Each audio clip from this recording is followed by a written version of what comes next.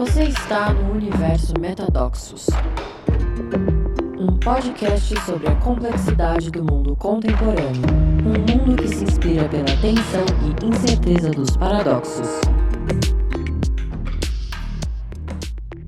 Bem-vindos a mais um episódio do Metadoxos. Hoje um solo com um tema bem importante, bem urgente, que vai falar de amor.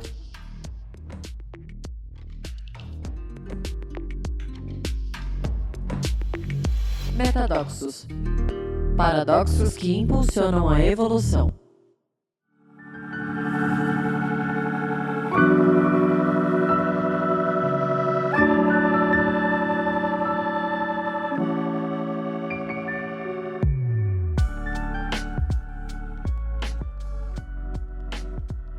E para falar de amor, eu vou compartilhar um pouco com vocês.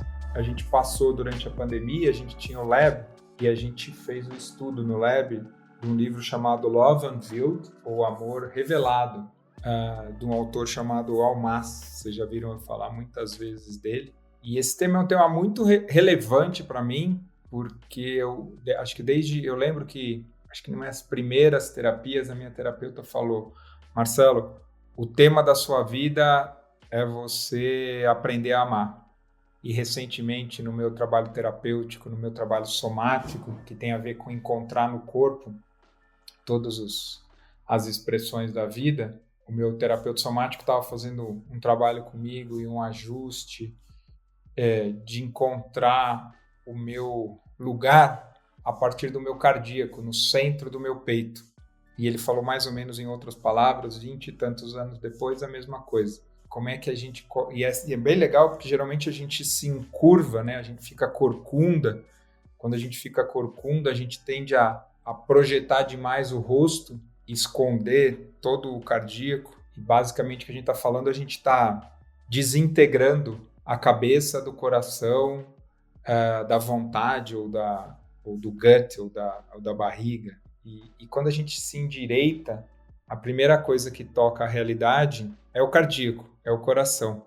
Então, colocando em contexto aqui por que esse é um tema importante para mim, e talvez para começar com uma inspiração, a linguagem do coração é sempre poética, é sempre diferente. Tem aqui alguns segundos de uma poesia do Rumi recitada pela Letícia Sabatella. Quando o amor vos chamar, segui-o. Embora seus caminhos sejam agrestes e escarpados. E quando ele vos envolver com suas asas, cedei. Embora a espada oculta na sua plumagem possa feri-los. E quando ele vos falar, acreditai nele. Embora sua voz possa despedaçar vossos sonhos, como o vento devasta o jardim. Pois da mesma forma que o amor vos coroa, assim ele vos crucifica. E da mesma forma que contribui para o vosso crescimento, trabalha para a vossa poda. E da mesma forma que alcança a vossa altura e acaricia vossos ramos mais tenros que se embalam ao sol, assim também desce até vossas raízes e as sacode no seu apego à terra.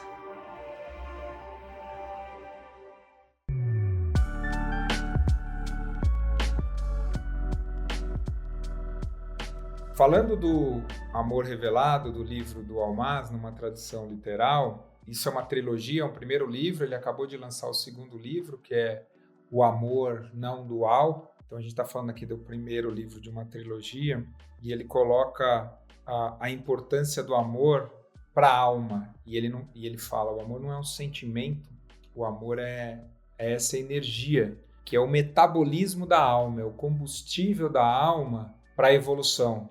O amor e a evolução espiritual estão intrinsecamente ligados. E ele fala bastante do que ele chama da diferença da alma animal para a alma humana. Ele fala, então, no amor como esse impulso evolutivo, esse impulso erótico, que é o combustível da alma para fazer o seu caminho evolutivo, que vai ganhando cada vez mais profundidade e cada vez mais a noção do outro, a percepção do outro, esse transbordar interno que toca o outro. Que de alguma forma todos nós temos esse anseio por amor. E ele está mascarado, ele está bloqueado porque ele chama de véus. Por isso que ele chama do amor unveiled, né? Que seria desvelado, uma tradução mais literal ainda, que é de tirar véus. E para isso ele cita um poema do Rumi. Rumi, para quem não conhece, é um poeta persa que funda o sufismo. Para o islamismo, tem o mesmo papel que a Cabala tem para o judaísmo e que o cristianismo gnóstico tem para o cristianismo. É a tradição esotérica com essa, a tradição mais profunda. O esoterismo tem essa ideia do caminho interno de evolução, né? Tem o esotérico com X, que é o exo, que é o para fora, cheio de ritos, cheio de dogmas, Tem um esotérico com S, que é o para dentro, que tem essa tradição mística de um caminho profundo de transformação. E o Rumi é esse profeta que vive em 1207 na Pérsia.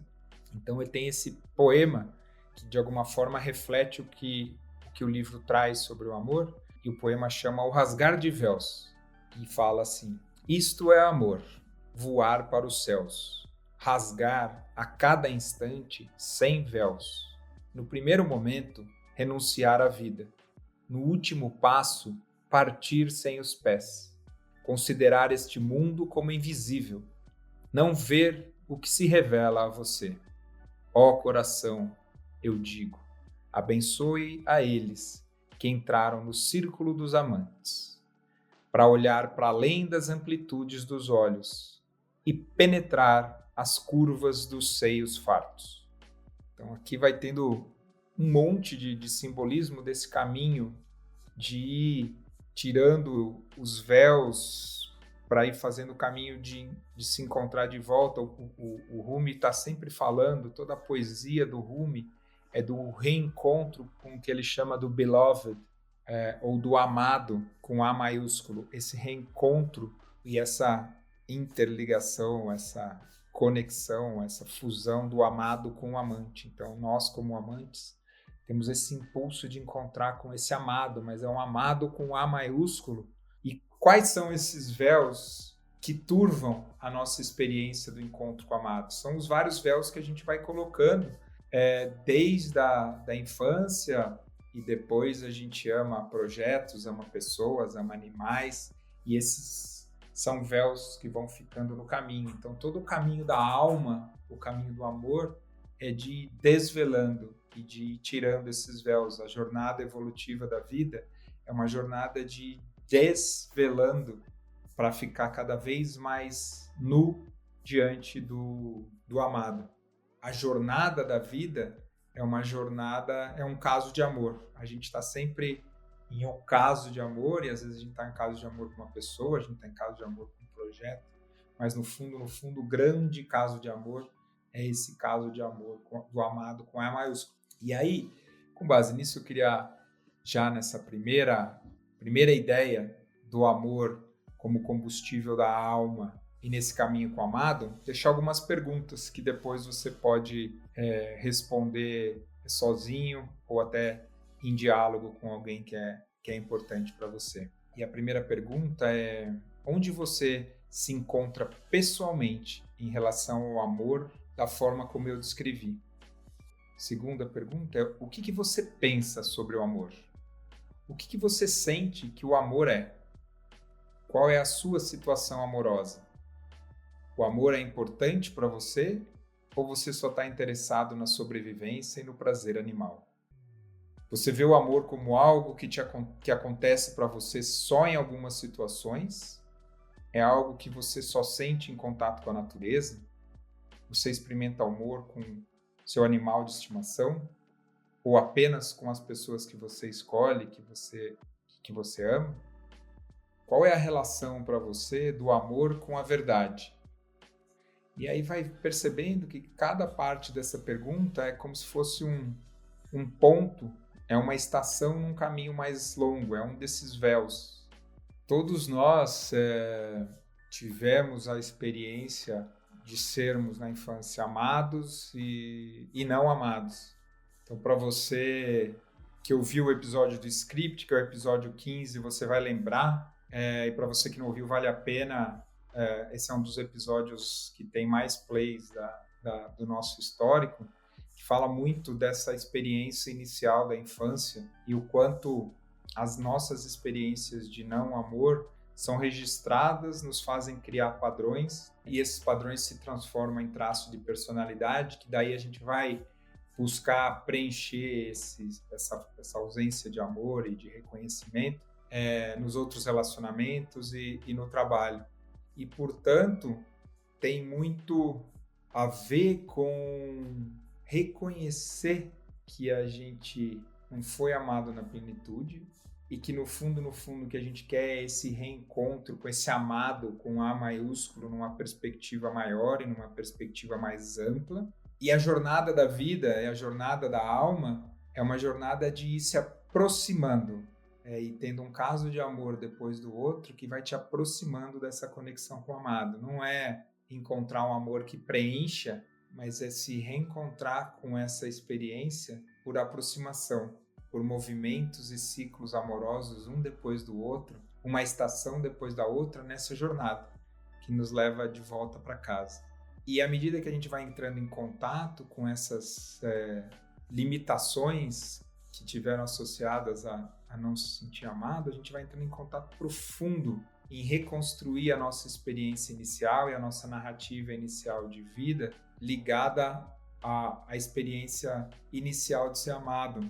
E vai voltando para o momento, né? A gente vai reconstruindo a narrativa dos nossos pais e até para aqueles de nós que têm filhos, né? O quanto realmente você foi querido, ou você veio para justificar as necessidades e expectativas dos seus pais. E você vai discriminando isso e entrando em contato eventualmente com as dores que vêm por conta disso. Você vai se libertando, você vai tirando os véus e vai entrando uma camada mais profunda de conexão e desse anseio e dessa vontade de voltar para casa. E aqui, de novo, eu deixo algumas outras perguntas associadas a essa ideia do impacto de não ser amado e das limitações. E aqui a sugestão é você refletir no seu diário e fazer uma lista. Qual é a maneira que eu não me senti amado?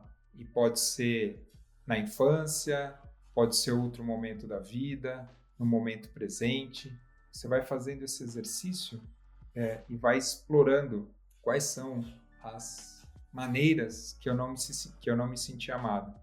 E aí a segunda prática que vem junto com essa, quais são as formas em que você tende a não ver o amor, mesmo quando ele está na sua frente. As formas que você rejeita e nega o amor.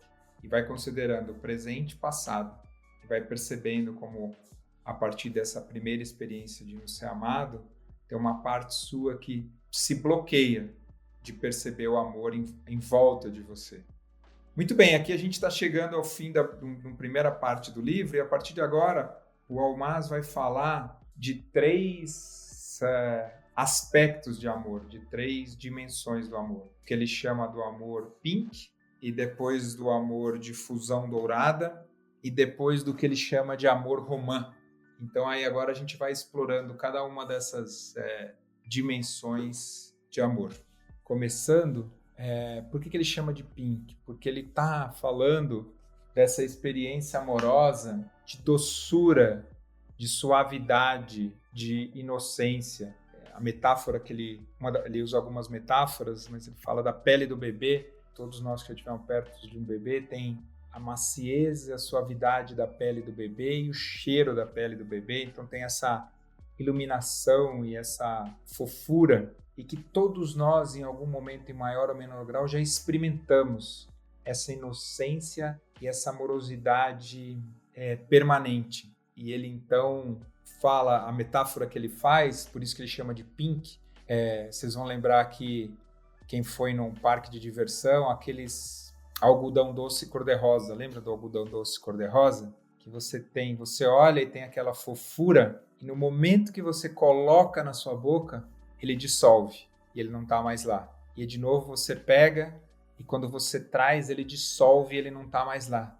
Então tem essa primeira experiência amorosa do amor pink, e que tem muito a ver com maciez, com suculência, com a ternura, e tem muito a ver com a relação de todos nós com o nosso feminino, homens, mulheres, e de como a gente lida o feminino e como a gente corporifica esse potencial de amorosidade desse lugar, de doçura, de suculência e de ternura, que obviamente a gente experimentou isso na nossa relação e vindo com a nossa mãe. E aí a gente tem aqui um conjuntinho de perguntas para cada um de vocês e ir explorando o amor pink. E a ideia aqui é a gente usar essa exploração para encontrar barreiras que cada um de nós tem para acessar a fofura, a suavidade, a ternura e a nossa relação com a feminilidade e com a masculinidade. Talvez quem já ouviu vários dos episódios, eu falo um pouco da minha história de vida, e eu gosto muito dessa prática aqui, porque ela de alguma forma reflete uma boa parte da minha jornada de vida, que tem sido a minha relação com o masculino e o feminino, e hoje em dia a minha prática é me desintoxicar do masculino e encontrar uma essência de masculino saudável, e ao mesmo tempo dar cada vez mais espaço para o meu feminino saudável. E aí, então, as perguntas são: como é que você entende as qualidades da amorosidade como femininas? Se é que você entende. Se sim, como é que você se sente quando encontra essa primeira expressão de amorosidade de ternura, de maciez, algodão doce cor-de-rosa? Como é que você se sente quando você toma contato com essa noção de amorosidade? Você se sente ameaçado? E se sim, como é que isso é uma ameaça para você? Se você é um homem, você se envergonha quando você começa a se amaciar e se adocicar? Você tem medo que outros homens possam pensar que tem algo de estranho com você? Se você é uma mulher, você se percebe endurecendo em situações onde você se sente ameaçada ou vai ser julgada e não o suficiente para se mostrar outras qualidades? Você se sente mais segura ou age de forma a ser considerada mais masculina para sentir que você tem uma voz? Se você é gay ou transgênero, como é que você se sente em relação à experiência do amor e da feminilidade? E aí fica mais uma pergunta que é para você ouvir e refletir: o que tem de correto em não demonstrar a sua doçura infantil? O que tem de certo? E a gente está trabalhando aqui ainda com essa reflexão, e a gente dá mais um passinho na nossa reflexão, porque de alguma forma essa primeira experiência de amor foi evoluindo e ficou associada à sexualidade. E aí a pergunta que se segue aqui no nosso desafio de corporificar esse amor inocente é: como é que o amor para você se tornou ou não associado à sua sexualidade? Para mim, na minha história, ficou super associado. Quem já me ouviu falar aqui da experiência de abuso, eu sempre tive bastante energia sexual a vida inteira, então essas duas coisas ficaram muito coladas a ponto de ficarem emaranhadas e coladas a ponto de ficar associadas. Um bom trabalho terapêutico na minha vida tem sido separar as duas coisas. Então, de que formas essas coisas ficaram associadas para você? E como é que você experimenta hoje isso na sua vida? Quais são as origens dessa dinâmica na sua infância? Particularmente nessa idade entre 3 e 6 anos, que é a idade que a gente está se separando, que é quando a criança começa a sentir essa conexão e ela começa a desenvolver a sexualidade. E à medida que a gente vai evoluindo nessas práticas, a gente percebe que ainda nesse amor pink, nessa metáfora de tomar o contato e dissolver, tomar o contato e dissolver, é o amor que vai sendo o combustível dessa revelação, dessa manifestação. Agora aqui a reflexão é você se fazer essa pergunta num outro sentido, né? Como é que você sente o seu desabrochar em direção ao movimento amoroso? Ou seja, Vai trazendo para sua memória um momento onde você sentiu Tava ali, era um algodão doce, a hora que você experimentou, dissolveu. Vai percebendo qual foi o impulso amoroso que te fez tocar, que te fez saber, que te fez degustar. E vai percebendo como é que você sente essa harmonia. E ao mesmo tempo percebendo, presente, podem estar ainda existindo barreiras que te bloqueiam ou te prendem de ter essa experiência mais amorosa, se desabrochar. E à medida que você percebe essas duas coisas, você percebe que ali tem culpa, que ali tem dor, uma crença limitante, fruto de uma traição, de um abandono, de uma rejeição. Quando você esteve ali diante do algodão doce, à medida que você desfrutou, veio junto uma sensação de, putz, eu não sei se eu mereço, eu não sei se é para mim, ou tem um medo de ser traído de novo, um medo de se dissolver e ser abandonado, de ser rejeitado, que pode ser seu, que pode ser dos seus antepassados. Vai percebendo as texturas presentes no seu sistema, que por um lado você já tocou esse potencial em direção ao movimento amoroso e ao mesmo tempo reconhecendo em você. E aí a gente entra nesse espaço de reconhecer a importância do auto-amor, essa importância da gente entrar em ressonância com se amar profundamente. Vai investigando o que te levou a acreditar que tem algo em você que não pode ser amado. De onde saiu essa ideia? No que ela é baseada? Foi coisas que você ouviu, experiências que você teve? Ou até você não faz ideia e pode estar gerações nos teus antepassados. E agora, virando essa mesma prática, vai entrando em contato da forma mais honesta possível, porque esse é um exercício seu com você, e vai escrevendo ou dizendo algo que você ama em você.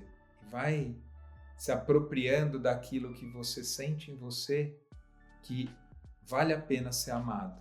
E o quanto você percebe da sua beleza. E agora a gente vai entrando na última etapa aqui do amor pink, que é a ideia de distinguir o amor pessoal do amor objeto. O que eu estou querendo dizer com amor pessoal, com amor objeto? E toda a noção do amor pink é de um amor pessoal, que é de um amor em relação à manifestação única de uma outra pessoa. E o amor objeto tem muito a ver com a visão freudiana dessa experiência inicial da gente amar a mãe. Uma criança não ama a mãe como mãe, ela não consegue, não tem essa referência pessoal, tem essa coisa da relação de objeto, que é bastante enfatizada na Melanie Klein, nos estudiosos dos primeiros anos da infância, que a criança cria essa relação amorosa, mas a mãe é um objeto. E aí tem essa distinção, Winnicott, exatamente. A Rachel, bom, todos esses autores de alguma forma falam isso, que é object relations, que eles chamam.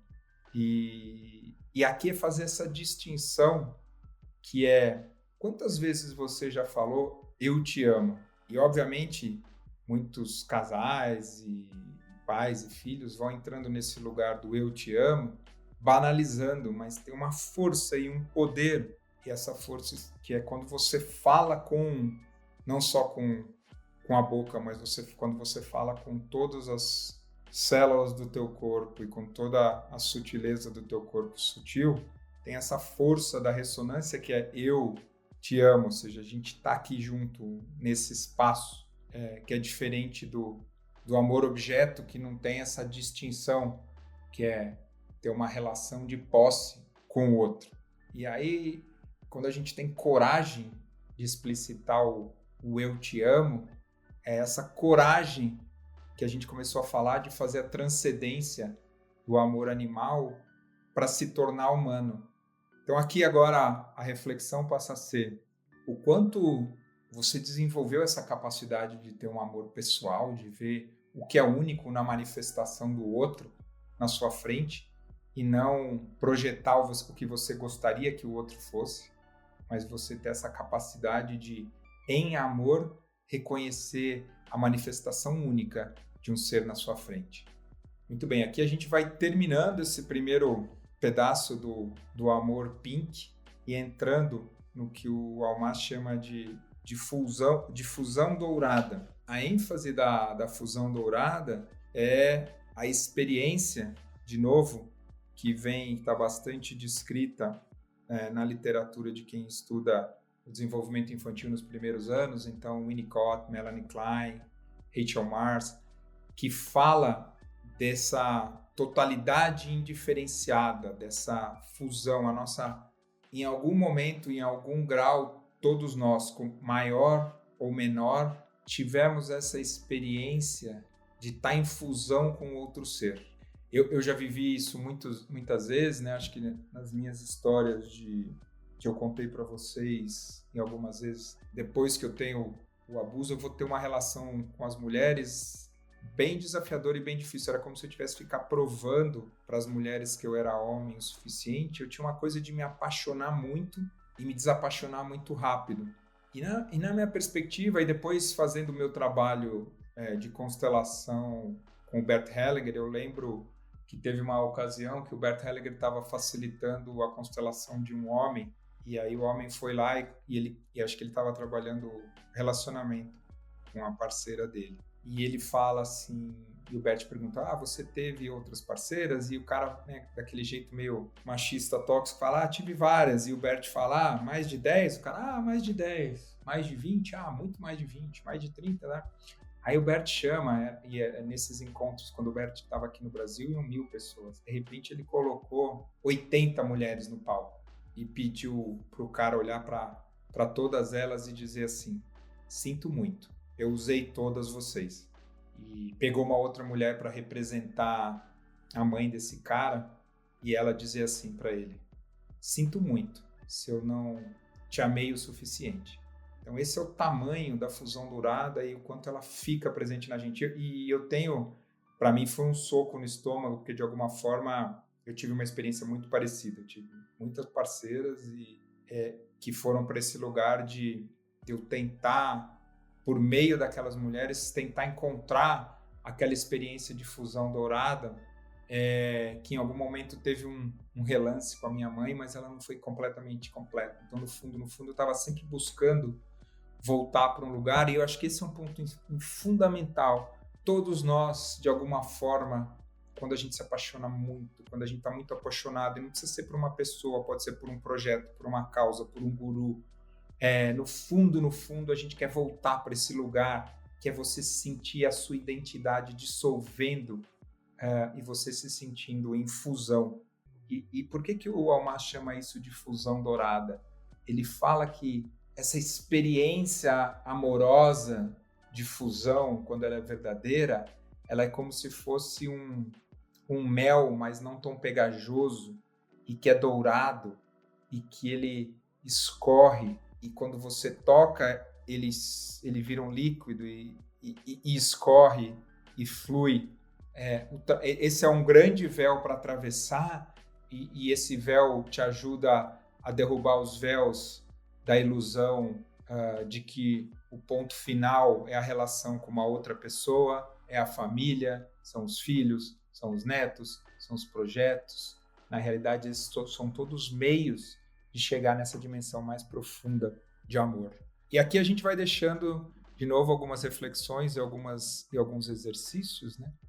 Que situações na sua vida têm esse aroma de união com o amado, com A maiúsculo, esse anseio por essa união mais profunda. Você experimenta isso no sexo, a intimidade emocional, no prazer de estar com amigos ou de ter um companheiro na vida, na busca de um mentor espiritual, de uma religião, na alegria de estar na natureza, artes, esportes, buscas intelectuais, por meio de psicodélicos e estar em estados alterados de consciência, ou seja, qual é o impulso que te move de se reconectar com esse amado e que te dá essa sensação? Você, de alguma forma, está o tempo todo buscando algum tipo de comunidade, para criar aquela sensação maravilhosa de reencontro familiar, vai investigando e vendo e reconhecendo e sentindo tão profundamente quanto possível esse desejo original de alma, essa busca suprema e indescritível por se unir. E vai reconhecendo esse amor que está por trás desse anseio. E é só assim que a gente consegue permitir, separando o que foi uma memória de experiência, esse impulso de verdadeiramente estar em união. Primeira pergunta é, o que está certo em não querer uma fusão com a sua mãe?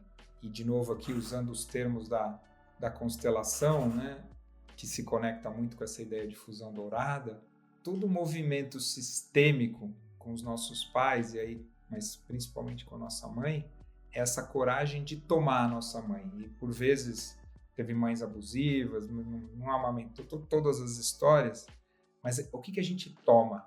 A gente toma a força do amor e da vida, que veio dos nossos ancestrais e flui pela nossa mãe e pelo nosso pai, mas aqui no caso da energia da mãe vem essa energia feminina, a força de conceber, a força de dar à luz. E toda vez que a gente resiste a fazer esse movimento, a gente diminui a nossa força e diminui o nosso potencial de vida. E é óbvio que muitos de nós que tivemos dores, a gente resiste a se render para essa fusão, mas esse é um véu super importante. E à medida que você for indagando, vai percebendo quais são os medos, as dores, as deficiências, os receios que vêm junto com essa ideia de fusão profunda com a sua mãe. E vai evoluindo nisso e vai percebendo a forma como você evita esse desejo por fusão, que de alguma forma é um eco dessa experiência de não se sentir em fusão com a sua mãe, mas é o que você faz agora para se distanciar desse desejo por fusão. Ainda aprofundando, vai percebendo situações em que você já experimentou essa fusão e esse derretimento. Pode ser numa relação amorosa, num orgasmo, numa relação mãe e filho, na cachoeira, que é a minha experiência preferida de fusão, numa experiência de fluxo no trabalho, ou seja, e na realidade vai percebendo como por trás dessa experiência está essa vontade de estar em conexão com esse amado.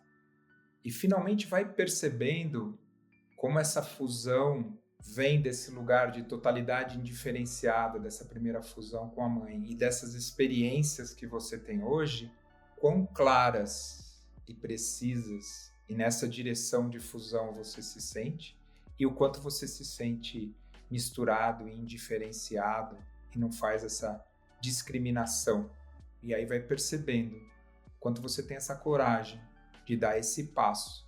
Eu gosto muito tem um outro poema do Rumi, que é o que ele chama do poema da borboleta, que ele fala dessa experiência do amor, que para mim fala muito dessa experiência de fusão. Ele fala que existem 3 tipos de borboletas que percebem a relação com o amor. E as borboletas têm uma relação com uma vela e com uma chama acesa. A primeira borboleta olha para a chama da vela e fala, nossa, o amor brilha, é fogo, desse lugar distante. A segunda borboleta encosta a asa na chama e fala, nossa, o amor queima. A terceira borboleta se joga na chama e é consumida. Só essa borboleta sabe o que é o amor. E por fim, a gente vai chegando no que o Almas chama do amor romã, o pomegranate, que tem a ver com esse amor apaixonado. E o Almas fala que esse é o trabalho da vida, né? A gente só tem a experiência de vida porque a gente tem esse trabalho. Ou, como a gente foi falando lá no começo, é o caso de amor. Nosso trabalho de ter caso de amor, um caso de amor depois do outro, de ir tirando os véus para ficar cada vez mais nu em relação ao amado. E ele não tem a ver com atingir tarefas da vida, encontrar abrigo, de ter relacionamentos. A principal preocupação do trabalho é a relação com o divino com D maiúsculo. O principal motivo de estar vivo é encontrar um caminho de se reaproximando, até que a gente possa estar nesse espaço de liberação na relação com o amado. E esse amor apaixonado, o amor romã, tem a ver com esse anseio que queima, essa intensificação desse anseio, que é esse, e aí a metáfora que o Hamas fala do amor romã é esse preto, vermelho, essa intensidade de ser agridoce, esse caminho para esse lugar. E não é um sentimento específico, é uma qualidade de uma característica emocional. A ideia é a paixão da qualidade da emoção que indica uma intensidade. Essa intensidade vem das nossas emoções infundidas na nossa energia mais vital, no nosso prana, na nossa energia ki, que também a gente pode chamar de Kundalini. Talvez esse seja o principal movimento do Tantra, não do Tantra sexualizado e cheio de genital, mas do Tantra como a nossa expressão de ser tomado pela realidade ou de penetrar a realidade, quer seja você usando a energia masculina ou feminina, eu sou consumido pelo amado, eu penetro o amado. Essa natureza orgásmica de aniquilar o poder tem a ver com Kali, tem a ver com intensidade. E tem um ponto importante aqui, que do mesmo jeito que a gente foi falando, no primeiro aspecto tem a ver com a energia do bebê e da perda da inocência. No segundo aspecto tem a ver com a fusão dourada e a totalidade indiferenciada. Aqui, nesse amor, tem a ver com o Édipo. A forma de entrar em contato com o amor romã tem a ver com desconstruir o Édipo. Parece que é bem interessante nas pesquisas e evidências mais recentes, é que essa ideia da criança a partir aí dos seus 3, 4, 5, 6 anos, quando ela começa a se diferenciar e se sensualizar, ela se apaixona pelo pai ou mãe do outro sexo e na impossibilidade de ter essa experiência sensualizada, e eu não estou falando sexualizada, eu estou falando sensualizada, acaba criando uma aliança com o pai ou mãe do mesmo sexo. E o que parece que é bem interessante é que para as pessoas com orientação homossexual, o Édipo acontece com o pai não do sexo oposto, mas com o pai do mesmo sexo, né? Como é uma expressão natural de desenvolvimento da criança, a ideia é que isso fosse tratado naturalmente. E basicamente, a nossa sociedade, a nossa cultura trata isso muito mal. E um extremo é rígido, então quando a menina começa a sentar no colo do pai, ou o menino começa a querer ficar com a mãe, de um lado tem uma rigidez e isso é errado, não faz isso, ele não é coisa de menina, e de alguma forma reprime, ou para o outro lado, para o extremo, tem um abuso. Então, pais e padrastos que abusam de filhos. E aí, então, essa experiência edipiana, que deveria ser esse espaço saudável do impulso da Kundalini, do impulso da paixão, está crescendo naturalmente, saudavelmente no ser e na criança, ou é reprimido, ou é distorcido, porque vira uma iniciação sexual muito antes de ter maturidade, capacidade e corpo para lidar com isso. O caminho de transformação é reconhecer isso e ir desconstruindo isso para ser consumido completamente pelo amado. Então a gente vai indo aqui para as nossas últimas práticas, né? A primeira vai pensando em algo que você ama apaixonadamente. Pode ser um esporte, pode ser um parceiro, pode ser filhos, pode ser um filme, pode ser um hobby, pode ser estar na natureza. Quais são aquelas coisas que você ama apaixonadamente? E aí, dando esse próximo passo, vai percebendo como é que o seu Édipo foi desenvolvido. A sua identificação sexual com pai ou mãe, dependendo aí da sua orientação, se eu, por exemplo, com a minha mãe, e depois como é que eu formei aliança com meu pai, porque eu não podia ter minha mãe. Vai percebendo, se você é gay, como é que isso se deu de pai para pai, de filha para mãe, de filho para pai. E óbvio que isso aqui está cheio de coberturas, cheio de negações, cheio de coisas não nomeadas. Vai percebendo. Eu sei que é difícil essa conversa. Pode ser coisas da sua memória ou coisas que foram contadas para você. E agora vai entrando em contato com isso. O que tem de correto em você suprimir o seu desejo passional pela sua mãe ou seu pai? Todos nós, em algum momento, suprimimos. E às vezes a gente tem esse Édipo com outras figuras, avós, avós, irmão mais velho, tios. Vai percebendo no seu caso onde é que aconteceu essa projeção. E por fim, agora, vai percebendo as suas experiências de amor passional, áreas onde você costuma vivenciar esse amor. Pode ser quando você está apaixonado novamente, quando você encontra uma nova experiência na natureza, com poesia, numa jornada espiritual, religiosa, tomando um psicodélico. Vai vendo essa experiência para você. Qual é a fisionomia espiritual dessa experiência? Como é que você se sente? E esse caminho do amor apaixonado tem esse amado com A maiúsculo, o divino. Ele não vem até você. É você que derruba todos os véus para estar nu diante desse encontro. É você que vai. É a borboleta que se consome.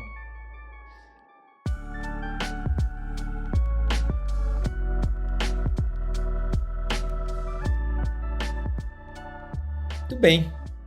Eu espero que essa reflexão tenha te inspirado. Tem muita coisa bacana que no fundo tem só um motivo para a gente estar vivo, que é encontrar essa experiência amorosa de estar voltando para casa, para essa casa com C maiúsculo. Que cada um aqui possa estar sendo inspirado, que o Metadoxos possa ser esse veículo de te relembrar quem você realmente é. A gente vai terminando mais esse episódio, pedindo para cada um de vocês continuar interagindo para a gente, contando o que vocês acham do episódio. E a gente vai trazendo aqui reflexões, perguntas e provocações. E seguimos, porque de alguma forma, mesmo com a intensidade do nosso episódio, isso é só uma perspectiva. E todo mundo está certo, até certo ponto.